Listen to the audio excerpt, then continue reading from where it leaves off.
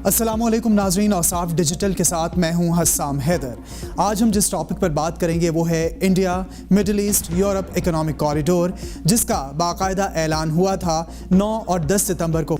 और नाज़रीन, ये बात ज़्यादा पुरानी नहीं है। हाल माजी में ही 9 और 10 सितंबर 2023 को भारतीय दारुल हुकूमत नई दिल्ली में G20 के 18वें समिट का इनेकाद हुआ, जिसकी साइड लाइन्स पर India middle east Europe economic corridor का ऐलान हुआ।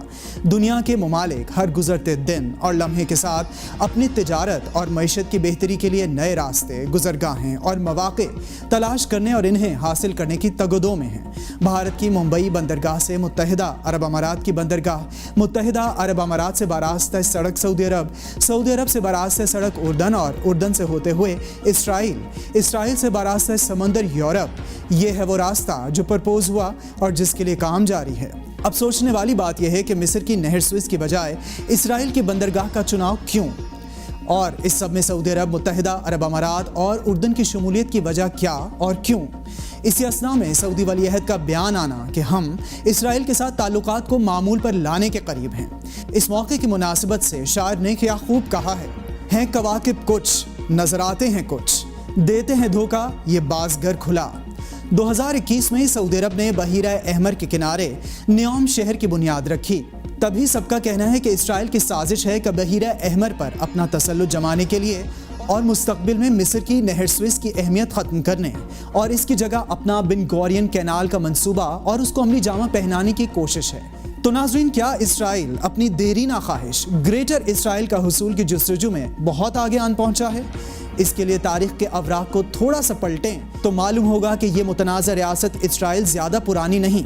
14 मई 1948 को फ़लस्तीनियों की सरजमीन पर धोखे से उन्हीं की ज़मीन को ख़रीद कर इसराइल को बरतानिया और अमरीका की ज़ेरे सरपरस्ती बनाया गया, और एक साल बाद यानी 11 मई 1949 को इसराइल को अक़वाम मुत्तहिदा का मेंबर मुल्क बना दिया गया। तब से अब तक अरब इसराइल 6 बड़ी जंगें लड़ चुके हैं, जिनमें 1948 से 1949 तक की एक जंग, 1956, 1967, 1973, 1982 और 2006 की जंगें शामिल हैं।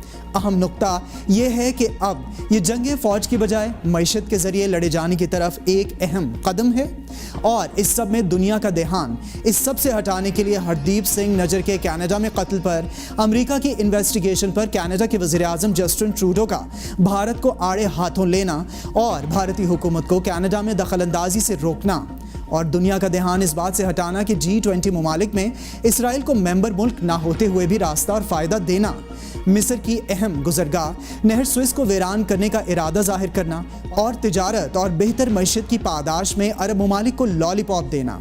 क्या मुस्लिम दुनिया को 1948 वाला धोखा देने की फिर से एक बार कोशिश की जा रही है? क्या बरतानिया, अमरीका एक बार फिर ईस्ट इंडिया कंपनी के तरीक़ेकार पर कारबंद हैं? क्या बरसग़ीर के बजाय अरब जजीरे की बारी है? सब अफसाने हैं दुनियादारी के, किसने किसको लूटा है। सच तो ये है, इस ज़माने में मैं भी झूठा हूँ, तू भी झूठा है। तो नाजरीन और हाजरीन, क्या 5th जनरेशन वॉरफेयर अपने उरूज पर पहुँच चुकी है? क्या 5th जनरेशन वॉरफेयर के पैटर्न को समझना अब हम पर लाजिम और मलजूम हो गया है? ये सब इशारे हमें किस रास्ते का पता बता रहे हैं? कमेंट सेक्शन में हमें ज़रूर बताइए। देखते रहिए औसाफ डिजिटल, फिर से हाजिर होंगे आपके साथ नए टॉपिक के साथ। टेक केयर, अल्लाह हाफिज़, पाकिस्तान पाइंदाबाद।